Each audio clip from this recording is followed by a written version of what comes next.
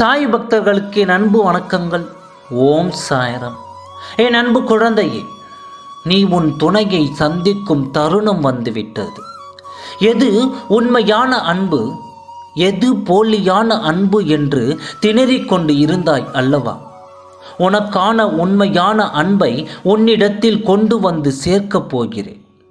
சில நேரங்களில் நீ எடுக்கும் முடிவுகளால் பல பிரச்சனைகள் மிக பெரியதாக மாறுகிறது. அந்த பிரச்சனையை எப்படி சமாளிப்பது, அதற்கு தீர்வு தான் என்ன என்று நீ குழம்பி தவிக்கிறாய் அல்லவா?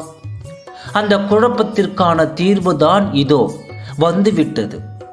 என்னதான் நாம் முடிவு எடுத்தாலும் கடைசியில் தவறாகத்தான் போய்விடுகிறது அப்பா என்று நீ சில நேரங்களில் வருத்தப்படுகிறாய். என் குழந்தை, அந்த விஷயத்தை செய்யும் முன்னே நீ தீர்வை பற்றி யோசிக்காதே. ஆனால் நம் மனதில் ஒரு தெளிவான நோக்கு இருக்க வேண்டும். அதற்காக அதையே மனதில் போட்டு குழப்பிக்கொள்ளாதே. நீ இப்படித்தான் செய்ய வேண்டும் என்ற ஒரு தீர்மானத்தோடு இருக்கிறாய் அல்லவா? அதை மட்டும் மறந்து விடாதே.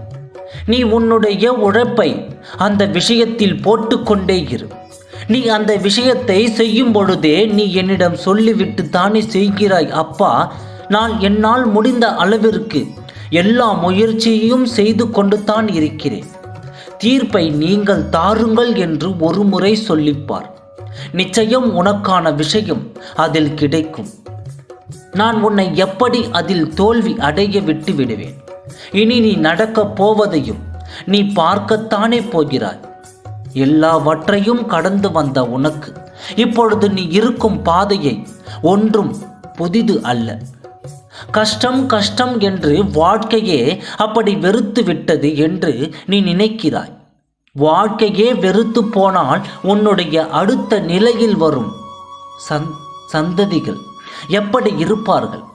உன்னை நம்பி இங்கு ஏராளமான பொறுப்புகளும் கடமைகளும் இருக்கின்றன அல்லவா?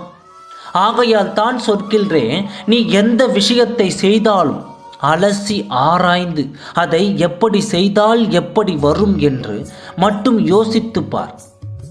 மாற்றத்தை நான் பார்த்து கொள்கிறேன். நீ நினைக்கும் விஷயம் கூடிய விரைவில் நடக்கப் போகிறது. உன் துணையை சந்திக்கும் நேரம் வந்துவிட்டது.